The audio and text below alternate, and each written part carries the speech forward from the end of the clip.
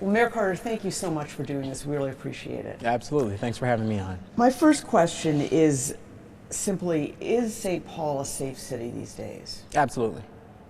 A lot of people might disagree with that. You just set a record for murders with 35 murders, and 2 months ago, just a few blocks from here, you had 15 people shot in one night. We've had, along with the whole rest of the country and the whole rest of the world, some really heartbreaking things happen in our community. This is a city that every night some amazing things happen. The wild wind, we have people who come together to celebrate those things. My family and I go out and celebrate and enjoy every corner of this city very comfortably. We also have experienced, particularly since the onset of the pandemic, this national increase in violent crime that has been really heartbreaking. I'll tell you, the absolute hardest part of my job is getting those calls that someone has lost a life in our city. And so if the question is St. Paul a safe enough city? Never. We're always going to push to be even safer, to think harder, to be more data driven, to be more coordinated and comprehensive with regard to our approach to public safety. And this is a city that every single day people enjoy safely. But what would you say to people who don't think it's safe right now? Because there are people who don't think it's safe. To come visit with me. Come enjoy downtown, come enjoy West 7th, come enjoy our communities with us. We are pushing, and I think we've recognized, as have communities across the country, that the traditional approaches to public safety haven't brought us the outcomes that we want them to bring, which is why we're evolving those outcomes. Well, I've got your plan here, the Community Indeed. First Public Safety Plan, and you're calling for a lot of things Yes. in here that are at the forefront of national movements Yes. for police reform. You've started, but people might look at this and say, well, look at what's happened to St. Paul. Is this really the way we want to go? Well, listen, I'll tell you this. You know my father well. When my father was 25 years old, he lost two of his cousins, two of his closest friends in life, in a double homicide in St. Paul. That was in the 70s. When I was in middle school, I remember waking up one day and looking at the wall above my bed where I slept and wondering, what's that hole in the wall? And come to find out it was a bullet hole. I think you covered that incident when there were shots fired outside of my home. And so if we pretend that gun violence is a new phenomenon in St. Paul, we will never be able to solve it. If we recognize that what we're experiencing is a cycle that St. Paul has been in, that America has been in for generations, then it leads us to realize that the strategies we've employed for generations have not produced the outcomes that we've wanted them to. That's why we're changing and evolving our approaches. You have clashed a number of times with Chief Axtell. He, just a few months ago, asked for millions more to hire more police officers. You don't want to do that. Explain why. We're investing significantly in our police department. Our police department, every single budget that I've put forward, has led the whole city, has led every other city department in new investments, many years being twice as high as the next highest department of new investments. We are investing very heavily in our police department. We'll continue to do so. We can't afford to only invest in our police department, and so what I share with folks is, for those folks who would like to see us invest heavily in our police department, that's exactly what we're doing. This isn't about, and we're trying to get our community out of the sense that it has to be either or. We can invest heavily in our police department and invest heavily in youth jobs. We can invest heavily in kind of community stability. We can invest heavily in alternative responses. But for those folks who want us to put all our eggs in any one basket where public safety is concerned, that's just not a wise approach. Are you convinced that these alternative methods, which you have been supporting, things like a crisis intervention with social workers, youth jobs, better street lighting, something as simple as that, are all these proposals that are in your safety plan, do you really believe that given time they can curb this? The first thing I'll say is it's not my plan. It's the plan of probably over 2,000 St. Paul residents who have been a part of creating that together over the past 4 years. The second thing I say is one of the biggest things we hear from those residents when they come together is that this approach towards getting somebody there as soon as possible after something terrible has happened, that's important to us, which is why we're continuing to invest in our police department. And it's not like making us safer. Making us safer would feel like identifying proactive interventions that can reduce the likelihood that something terrible will happen in the first place. And until we start investing meaningfully in those types of proactive interventions, we'll keep keep finding ourselves having to chase negative things that have happened. The types of investments that we've identified are all a result. You mentioned street lighting. That's a result of a science called crime prevention through environmental design, which suggests that through high quality environmental design, you can actually limit the opportunity for crime in a space. We know that there's a significant amount of research that suggests that people who know how they're going to feed their children tonight, who know where they're going to sleep tonight, who are connected to community, are statistically speaking less likely to become an offender or a victim of crime. Those are the types of interventions that we've never made space for. That's why we have to invest to break these cycles that our city has been in for far too long. You, like Minneapolis, you were ahead of this, have an opening for a police chief. How is that going, and are you looking inside the department, and are you looking outside? We're going to search the planet for the best individual to lead our St. Paul Police Department forward. We've obviously had a great leader in Chief Axtell, who has led our department very well. You know, it's front page news anytime we disagree on anything. But for us to have disagreed on a handful of things over the past 4 years means we've agreed on probably thousands of things in that time. In that time, and this is one of the things that I look at as, you know, folks tend to sort of simplify the conversation about the police to how many officers we have. In the last 4 years since I became mayor, our police department responds more quickly to the vast majority of 911 calls. They solve a higher percentage of crimes within arrest. They use significantly less force, and we're at a 10-year low with regard to settlement payouts with regard to the police department. That's all a result of Chief Axtell's strong leadership and our ability to partner together to provide the types of meaningful investments that our department needs to succeed. And we need a chief moving forward who's going to help us continue the strong momentum we have with our department. I ran into Commissioner John Harrington, and I had, of course, the former St. Paul police chief, and I asked him about it, and he said, well, the St. Paul police have always had a chief who's come from the inside.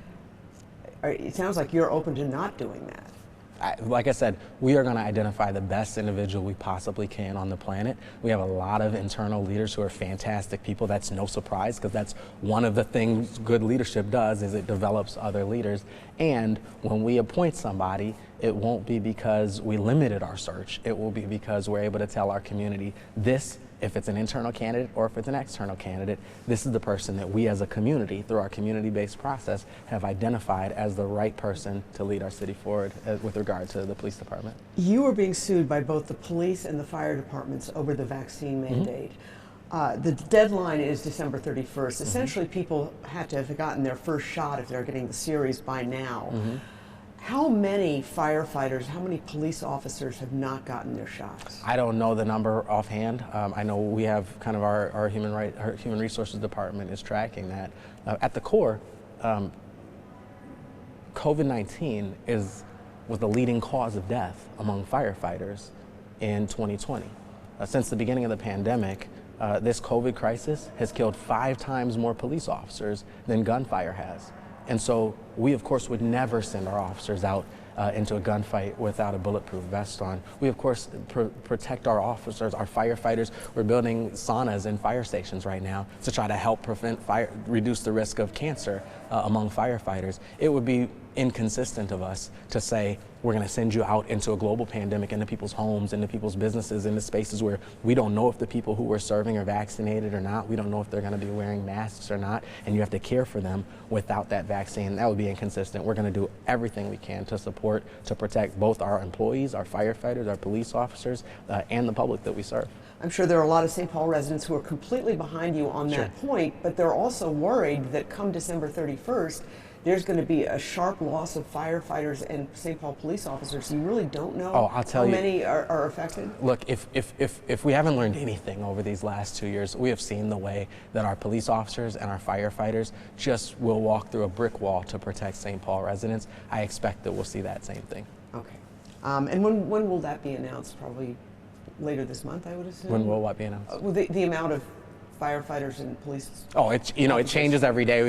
We have self-attestation kind of process. But you're not worried about the safety of the citizens of St. Paul? I'm very confident that we'll see our police officers and firefighters do what they do every day, and that's everything they can to protect us. One of the things that's been an issue so many places, and certainly is in St. Paul, and you've seen the direction from John Choi, the Ramsey County attorney, is the pretextual stops. And that's something that you've voiced concern about. Is that, obviously that's coming out of the county attorney's office, but the St. Paul Police Department is backing that. Do you back it as well? Oh, absolutely. That's something that we've worked really closely with the county attorney to develop, to craft. It's something we've worked very closely with our police chief to craft. We appreciate the memo that he sent to officers. We want to specify kind of what that means, and so we're working to kind of turn that into kind of written policy. I think that's very important. One of the most valuable assets we have around public safety is the respect and trust that has to flow between community members and the officers who serve us. And I think that's an important measure towards protecting that trust. You know, when it comes to public safety, you're really talking about doing a lot of new things, or things that That's right. are being looked at all over the country. Yet you've been criticized by some council members as being inaccessible. Are you accessible to them and members of the public? Well, we have, I think, set a new bar for public accessibility. We have hired every member of our cabinet through our community-based hiring process. Every single budget that we put together, we bring community members together to be able to kind of build the budget together. Before George Floyd was murdered, and it became sort of the talking point of the day for cities around the country, we engaged community members through a 2-month process to rewrite the use of force policies that govern our police department. And we've taken the unprecedented measure. You've been around City Hall a lot, and when in 2019 we saw an increase in gun violence, and when the pandemic began, I went to address the City Council directly in person. I can't point to another time where in St. Paul or any other form of government the executive leader has intentionally brought themselves in front of the City Council or brought themselves in front of the legislative branch, taken any questions that they have, and so I actually think we've set a brand new bar with regard to kind of public engagement in the governance process. Even in the budget process? Absolutely, in the budget process. We have,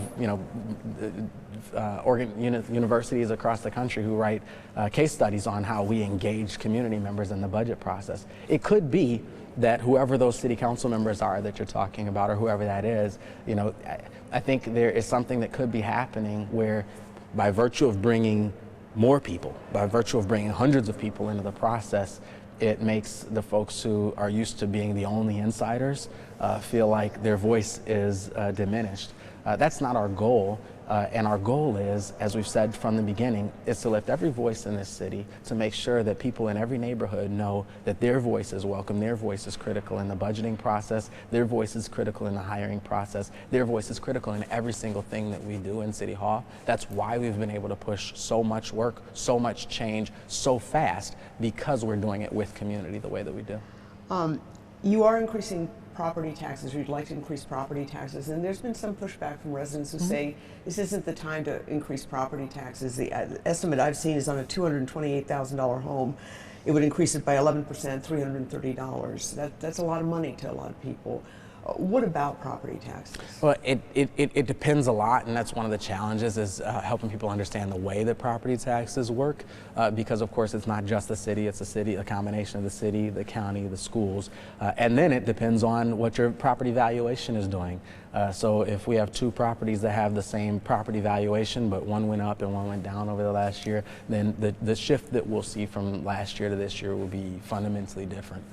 Last year, our budget centered around not raising property taxes, around keeping it at a zero, to make sure that we are meeting people in the moment. We are obviously in the biggest economic crisis of our lives, and it just wasn't the moment. So we had to tackle a really tough task of saying, we're going to solve this problem. And our budget folks looked at me like I was a little crazy when I said, we're going to solve this problem without raising property taxes, without laying off city employees because our residents are relying on them more than ever, and without tapping our city's emergency reserves, because that's our ability to kind of be flexible, and we don't know what the rest of this pandemic is going to hold for us. And so to be able to say, last year we held it at zero. This year, the proposal that I've made, and I think we're going to bring it down from there, but started at 6.9%. And so as I talk to private sector leaders, as I talk to business leaders, as I talk to anybody who's been to a restaurant or a grocery store or a hardware store in the past couple of years, they know that to be able to say 6.9% increase over the last last 2 years, that sure beats the increase at any of our favorite restaurants or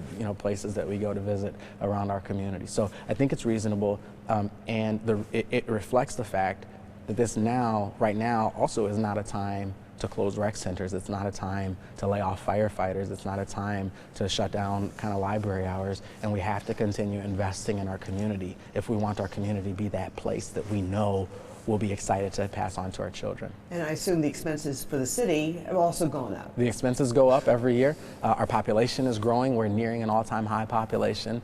And I think one of the biggest challenges we could create for our community is failing now to make the investments that would allow our city to serve the thousands more people who are flocking to St. Paul from across the state, from across the region, across the country, and across the globe, who are flocking here. It means we have to be willing to think now to sort of re-engineer our city to serve those thousands more families in our schools, on our streets, in our community members, in our community centers, calling 911, et cetera. If we fail to do that, that I think would be the biggest failure. When I asked people, and I told people I was interviewing you, I got two sets of questions over and over again. One was crime. The other is the property or the rent 3% cap that was approved by voters. You kind of came to that table a little later in the campaign saying that you supported it, but you also are clearly concerned about going forward. We've seen some pushback from businesses who've halted their developments. Where is that going? What's going to happen to the 3% cap? I think we'll be able to pass, and as you know, I've asked the City Council to pass a clarifying amendment that clarifies that new construction is exempted. The goal of the whole thing, the goal of the voters, the 30,000+ voters who came out to support that, was to ensure that families can live with affordability and dignity in our community. There's just not a way, as I talk about this swiftly growing city, there's just not a way to maintain affordability in a community that has 40,000 housing units too few, has a shortage of 40,000 housing units. And so our ability to produce new units, new deeply affordable units, new units for working families, and frankly, new market rate units, because what ends up happening is if families who can afford a market rate unit can't find a market rate unit, well, then they go into an affordable unit and there becomes a push down effect that's very much a part of our housing crisis, our housing shortage right now. And so our ability to produce new units is absolutely critical. We can't afford for this policy to jeopardize that. At the same time, I think the reason that people came out and voted for that was because, again, as we look at 2020, we experienced a year in which we saw record unemployment, we saw depression-era level unemployment at the same time as record stock market returns. And I think people are tired of seeing our public systems, whether that's our public safety systems, whether that's our housing systems, whether that's our economic systems, our healthcare systems, supporting the prosperity of a few while leaving the many in desperation. That's what I think people are saying, and I think there's a way for us to do both so that our macroeconomic growth goals are not at odds with our equity goals. That's what we've been saying the whole time. Is your fix for this to exempt new construction, and if so, is that fair? I think that's a part of it, and I think it's important, like I said, because we can't meet the goals of maintaining affordability and dignity in our city without being able to build new units. Every city in the country that has a rent stabilization ordinance in place exempts new housing construction because we have to be able to build new housing. That's important. There's also real valid concerns about sort of small mom and pop landlords, and there's a number of different concerns. So we'll be bringing together a group of community members. It's sort of what we do, bring together people to solve problems and to say, if we get ourselves on the same side of the table, we can find more often than not that our goals aren't as mutually exclusive as we sometimes pretend. So we got to get on the same side of the table and address those challenges. We did it around minimum wage.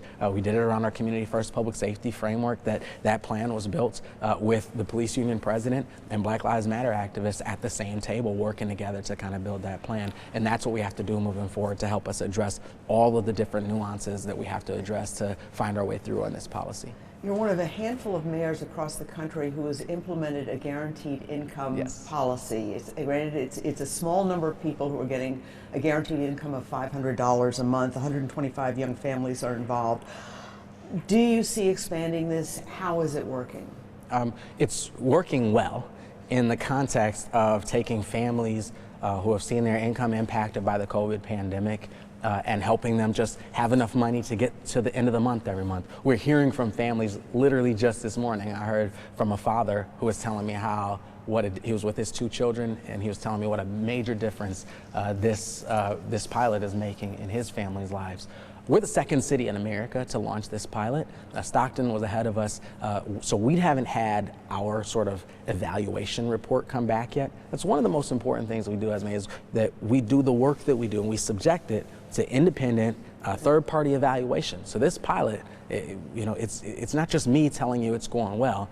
At the end of it, we'll have an independent research study that tells us what the outcomes were on the families, what the outcomes were on our local community, how those families spent it. What we saw in Stockton was that those families spent it the way you and I would if we had access to money. They bought groceries, they fixed up a car, they got themselves to work. What we saw in Stockton was the families who received that benefit experienced just incredible growth in their family's social and cultural, socioeconomic kind of health. And we saw the recipients of that benefit as, some of the folks who criticize this pilot kind of say, why would anybody work anymore? Now, I've never heard anybody who could quit their job for $500 a month say that. But one of the interesting outcomes that we saw in Stockton was that participants who had received the $500 a month benefit actually transitioned into full-time employment at a rate twice as high as those who didn't. And it was something of a surprise, but when we asked why, it wasn't. People would say, oh, well, I put my child in childcare, or I took a day off of that part-time job to go interview for another job. I bought a suit to go interview. And it became clear that, what we're trying to prove through this is that the reason our poverty strategies in America haven't worked is because they've been built around this premise that people are poor because they lack character, when in fact people are poor because they don't have enough money. And if we make sure that people have some money in their pockets at the end of the month, we can address all of those things that we pretend are sort of God-created corollaries of poverty in our community. This is a man-made problem, and we can see our ways out of it through policies like this. Is it working here, though? I know it's only been in place for a few months, right? From what you're hearing, is it a success here? Are you seeing those? From everything I'm hearing, it's a success. I'm hearing that anecdote. And just as we're saying around public safety, we have to get away from anecdotes. We got to get away from a politician saying, oh, this is great, this is perfect, this is what works, and get to independent data. And that's why it's so critical. We've created a Center for Guaranteed Income Research that's going to be able to tell us with statistical accuracy what exactly this policy did, what exactly this pilot did for our community. And that's going to be far more important than me sitting here and telling you it's a fantastic program that's working well for our residents. You have another Citizens Committee, Advisory Committee, working on reparations right now. We have a lot of Citizens Advisory Committees. You clearly do. But this is something that also is really being discussed at the forefront, at the cutting edge of social policy and what is right and what is wrong in our country. As far as I can see, you're talking about providing these reparations for people who lost out in the Rondo neighborhood. Or are you talking about eventually seeing it provided to all people who are black, who are their ancestors were subject to slavery? Well, we're looking forward to hearing what we hear back from our advisory committee and seeing what the guidance is. Obviously, we have a significant limitation in the amount of money that we have access to as a local city government, and also there's a question of how we tie whatever solution we bring forward to what the nexus is to the city of St. Paul. There are folks who love to point out that slavery was never legal, that legalized slavery never existed in Minnesota, which is an interesting distinction, because if we have to say legalized slavery, that might mean that some other kind of slavery did exist in Minnesota, and it did. And so it's something that we have to think about. But there's no denying, there's no debate that our whole nation's economy, in southern states and in northern states and everywhere else, that our whole nation's economy is what it is based on wealth that was created in this country on stolen labor. And I was having this conversation with a friend of mine recently and said, listen, if my grandfather, if I was a billionaire because my grandfather had stolen $1 million from your grandfather, well, you might still want to discuss it. And so we still see, undeniably, the impacts of the slavery economy that built America. we still see those same disparities that we saw in our country 400 years ago, 100 years ago, 50 years ago. We still see them. We see them in Minnesota as strong and even stronger in some cases than we see them all over the country. So it's something we have to be willing to think about. Clearly this is something that you're passionate about. Do you foresee the first reparations in St. Paul going to those families who lost so much when Rondo was raised? That's quite a possibility. And the truth is I don't know yet, because when we bring together resident commissions, and I call them resident commissions, not citizen commissions, because we don't limit them just to citizens. But when we bring together commissions of community members to solve a problem, if I had sort of the preconceived solution or the answer in mind, then it would be inauthentic to bring together that group. So the truth is, I don't know yet. I'm really looking forward to seeing the report and the kind of deliverable that we get back from that group. It is true that with regard to St. Paul, as we think about the legacy of slavery and the legacy of the intertwinedness between our economics and racism, Rondo is probably the most powerful and vivid image that we have in our city's history. So that would probably make sense, but I'm looking forward to seeing the results from this advisory group before we make any conclusions. You know, I think one powerful image are those renderings of what the new Rondo would look like. They're pretty remarkable. Yeah. Is that something that you see? Do you think that's really going to happen? It's a moonshot for us to say we can put a cap over the freeway and use it to literally create wealth, to create land, to create economic opportunity for our community. It's a big vision. It's a big moonshot that will need help from our state partners. We'll need help from our federal partners as well. Our delegations have been really helpful, and it's a long-term vision for us. I think we can do it. The next question is going to be, how do we use it intentionally to make sure that it creates wealth for people in the community. It creates wealth for those families who had their inheritance stripped, like mine did, through the creation of the freeway and the uprooting of that. And so there's an enormous amount of work to both raise the money to get it done, but also to build the concept in a way that's very inclusive, in a way that's engaging, and that really does what we are laying it out to do, and that's to create opportunities for wealth. Minnesota, not just St. Paul, but all of Minnesota, has some of the largest disparities in so many categories between people who are white and people who are of color. Do you feel an added pressure to address that and accommodate some of these things? Because you are the first black mayor of St. Paul, and your family goes back so many years. That's right. In this community. It's a prominent family. Do you feel pressure to address that? And it's been a problem for so long. Is there any hope for really getting a handle on it? I would hope that any elected leader who represented Minnesota, who in our country, would feel pressure to address that. You know, the fact that we can pretty accurately predict the life outcomes of a child born in our state based on her race and her zip code should be an embarrassment for all of us. It hinders our statewide economy, not just in our African American community, not just in our communities of color, but for all of us. So I'd like to think I don't feel any, I definitely feel a lot of pressure to address it because I have constituents who are relying on us to. I'd like to think that anybody who is sitting in my shoes and everybody who sits at the state capitol feels that same pressure. So I don't know that I would say it's more pressure because I'm a person of color. What I do know is this. In my first year as mayor, we eliminated late fines in our public library.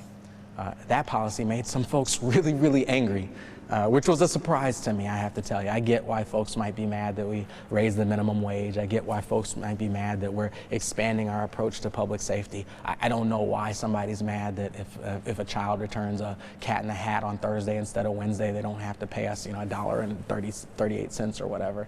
All I have to say, though, is that policy came from our community members. It came from our frontline staff. It came from library users to say, listen, this relatively minor change can completely transform what a library is in our community. And we made that policy change, and literally in the first quarter of that new policy, we saw double-digit increases in library use in all of our lowest income communities. And so I say that just to say that I think where public safety is concerned, where poverty is concerned, where education is concerned, where a whole host of issues are concerned, we have a history, I think, at the state capitol and certainly at our city hall of allowing those voices who are right on the front lines allowing those voices who are least insulated from whatever topic that we're talking about, whatever challenge that we're talking about, the moms who've had to tell their kids get on the floor because they hear gunshots outside, we allow those voices to be drowned out by the voices of those who have the most political and economic influence on our community. And that might be why we're stuck in the cycles. Yes, we can do big things, and we can only do them by doing exactly what we've been focused on, and that is bringing way more voices into our processes and making sure that when we set a budget at City Hall, when we pass policy at City Hall, when we run a pilot from City Hall, it's informed by a whole lot more voices than just the 8 of us who hold election certificates. Another major initiative that you're talking about that's also on your website is climate change. Yes. And you have some very ambitious goals. You want to reduce emissions by 2030 by half and be carbon neutral by 2050. That's right. Is that too ambitious? Look, I don't think that there's a such thing as too ambitious where our climate goals are concerned. We, at least every few months, see some study that comes back out that says, listen, our models were wrong. Our planet is warming. The ice caps are melting. The impacts of climate crisis are hitting us faster than we expect to. We used to talk about like one day, like experiencing the impacts of climate crisis. But here we are today. We know that our winters have changed. We know that what a Minnesota winter looks like is fundamentally different than it was when I was a kid. We know that our roads seem more beat up than they ever have been before because the freeze-thaw cycle, which used to be it freezes in November and thaws in March or something like that. Nowadays it freezes in October and thaws in October and freezes and thaws and freezes and thaws all winter long in ways that beat up our road. We know that the first year that I was in office, we saw 400,000 pounds of rock break off from our bluff above Wabasha and land. We don't always connect many of these crises. We know that we've seen record flooding on the Mississippi River just while I've been the mayor. We don't always connect these challenges that we're facing in St. Paul with climate crisis, but our climate is impacting us. I don't think that there's a such thing as too ambitious because our climate, the climate crisis that's on top of us is impacting every single family, every single day. We have to respond to it. Well, let me go broader than that. In terms of climate change, in terms of policing, in terms of guaranteed income and reparations, are you too ambitious? Are you too aspirational? You know, the thing that I learned when I ran for mayor the first time, we went through the city, and I every day ask somebody in the city, well, why'd you pick St. Paul to launch your business? Why are you raising your children in St. Paul? You could raise your children anywhere. What are your dreams for this product that you're launching? Like what? And the thing that we found was 2 things. One is that people are planting some really enormous dreams in this city. Just enormous dreams. Like it's incredible. It's inspiring to hear them talk about it. And 2, people look at City Hall and they wonder when we're gonna raise our game to sort of, take the policies, the budgets that we approach, and say we're gonna match you, and we're gonna dream just as big for our city as the people on every street in our city do. And so that's the thing that ties all of this together. Is this: we've, I think, inherited a messed up model of city building that just doesn't work. The traditional model of city building that every mayor in the country inherits says, look, we're gonna kind of hunt down the bad guys in town. We're gonna find the bad guys and root them out. Sort of a dirty, hairy approach to kind of public safety. And an economic strategy that says, we're gonna find people in Texas and Florida and Minneapolis and try to lure them here. What I'm saying is the traditional model of city building searches for problems internally, problems within, and searches for potential from without. It always leads us to bet against ourselves over and over and over again. And that's what I think people are tired of. What we're saying is every single day of these last 4 years, and now every single day of these next 4 years, we are gonna find new ways to bet on ourselves. That's what raising the minimum wage is. That's what college savings accounts are. That's what guaranteed income are. That's the tie that binds, that's what eliminating late fines in our library is about. That's the tie that binds together every single thing that we do. And no, I don't think our residents are tired of us betting on them. Well, I think sometimes you've been ahead of the curve. Your college fund proposal Yeah. got struck down for privacy reasons. You wanted to give $50 to each child that was born And we're doing in that. St. Paul. You're still able to do that. Yeah, it's not struck down. We're doing it. It's effective January 1st, 2020. Every child born in St. Paul. We're the first city in America to launch a college savings account initiative that features automatic universal enrollment at birth, which ultimately just means if you have a baby in St. Paul and you don't want your baby to have a college savings account, well, there's paperwork to fill out. What I think you're mentioning is one of the things, so we use public birth records, and in Minnesota, if the parents of a child, if a child is born to unmarried parents, and we have a lot of parents in our city who are single parents, but then we also have parents who are married culturally but not legally. So in some of those spaces, those birth records are not always public information. So we've had to go through community channels and other channels to identify those children who are born, and we're trying to work with the state capitol to get a waiver to make that a little easier. But we are absolutely full steam ahead providing college savings accounts for every child who is born in St. Paul. Okay, so you're able to do that. I mean, Yeah. those are some of the people who probably need it the most. That's right. And you're able to kind of work around channels to try and get that. We're working through every channel we can come up with. We're working with, county providers. We're working with service providers. We're working with nonprofit organizations. We're, getting the word out every single way that we can to make sure that families who have a young baby go on our College Bound website and enroll that child, because we want every one of those families. And here's the thing, research shows.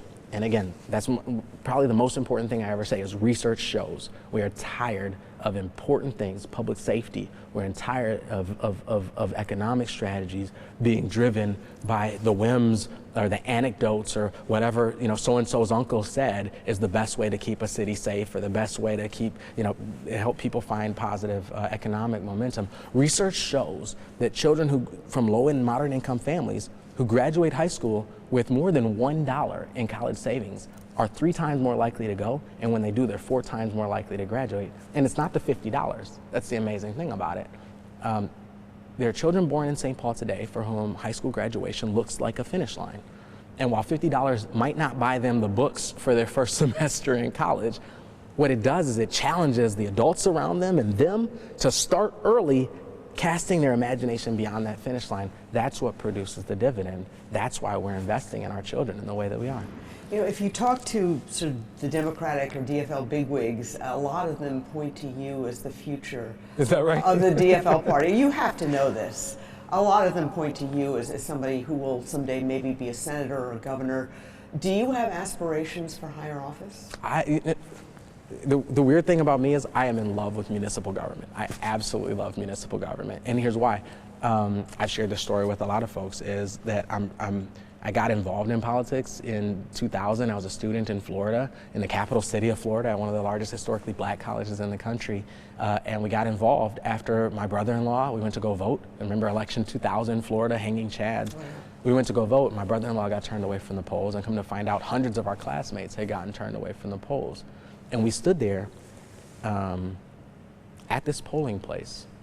We had stood in line outside for like 45 minutes. My brother had been holding his daughter, my niece, in his arms for 30, for the whole time. And he gets turned away from the polls, and we're standing there arguing his right to vote, and we get turned away.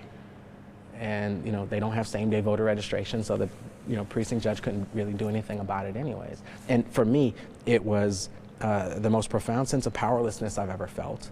It was a striking disconnect from my social studies classes at Central High School. It said the thing that makes America the most incredible democracy on the planet is if you want to say, you get a say. And it's why we are so focused on engagement, on bringing people together, because I don't ever want anybody in St. Paul to be able to feel as disenfranchised, as disempowered as we did standing at that table. So all that to say is, what local government gives us. I had a constituent tell me once, our federal delegation asked me to trust them on, foreign trade policy. I said, but you're asking me to trust you on where my children go after school. And the way local issues inspire us, the way they touch us, the way they're so intimate, they're so connected, they're so immediate, I think gives us an opportunity to engage people in the governance process really beyond what they have at the state capitol or what they have in Washington, D.C. So all that to say is I'm really excited about the work that we're doing in St. Paul. I'm excited about the work that we're doing in City Hall. I'm excited every time we get a call from some other city around the country to say, hey, how'd you do this? Or we want to do that in the way that you guys are doing. And at this point, there's nothing I can imagine that would be a greater thrill than continuing to lead the St. Paul forward. Well, Melvin, Mr. Mayor, thank you so much for doing this. Really appreciate your time. Thank you for your time. I appreciate you having me.